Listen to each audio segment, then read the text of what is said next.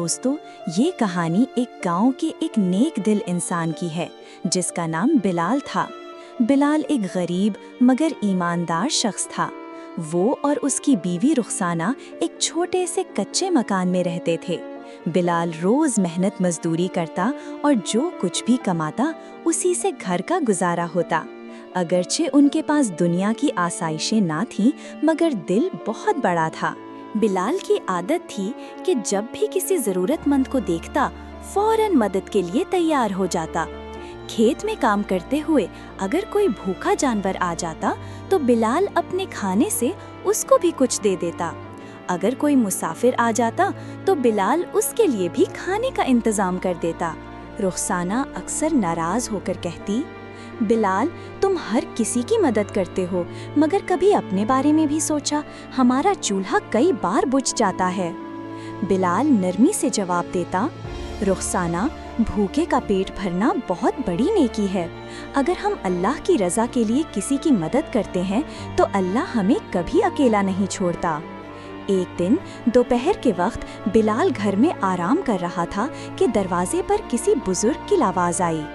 अस्सलामु अलैकुम, अल्लाह के नाम पर कुछ दे दो बेटा।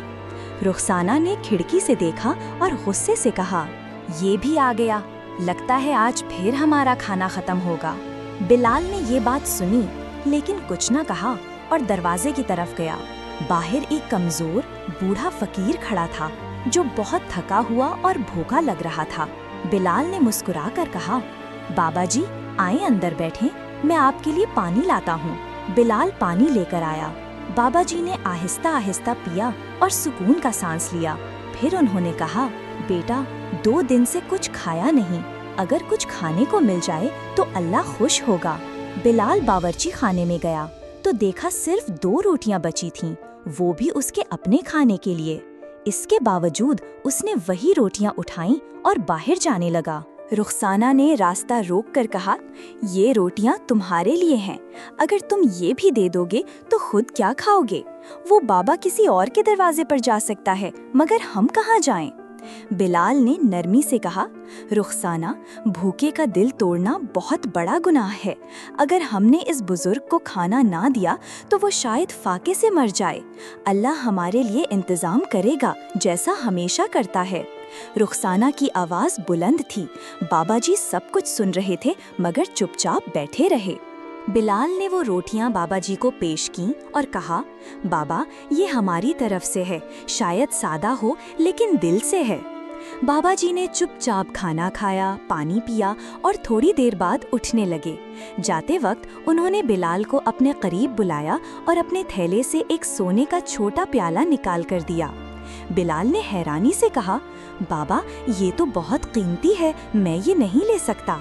बाबा जी मुस्कुरा कर बोले, बेटा, एक बादशाह ने ये मुझे सदका में दिया था, मगर मैं किसी हकदार को तलाश कर रहा था और आज वो मुझे तुम में मिला है। फिर उन्होंने कहा, बेटा, तुमने खालिस नीयत से मदद की है और बगैर किसी लालच के नेकी की है। याद रखो, अल्लाह नेकी का बदला जरूर देता है, चाहे थोड़ा देर से ही क्यों ना हो। ये प्याला सिर्फ एक निशानी है इस बात की कि अल्लाह नियतों को देखता है, अमल का फल देता है। ये कहकर वो बुजुर्ग रुखसत हो गए। बिलाल वो प्याला थामे खड़ा था। उसकी आंखों में आंसू थे, मगर ये आंसू खुशी और शुक्र के थे। बिलाल ने दिल में अहद किया, चाहे हालात जैसे भी हों, मैं कभी नेकी से पीछे नहीं हटूंगा। दोस्तों, याद रखो, नेकी कभी जाया नहीं जाती। अगर आप खालिस नियत से किसी की मदद करते हो तो अल्लाह उसका बेहतरीन बदला देता है। भूखे को खाना खिलाना, प्यासे को पानी पिलाना और मुसाफिर की मदद करना, ये सब वो नेकियां हैं जिन्हें रब ताला बहुत पसंद फरमाता है।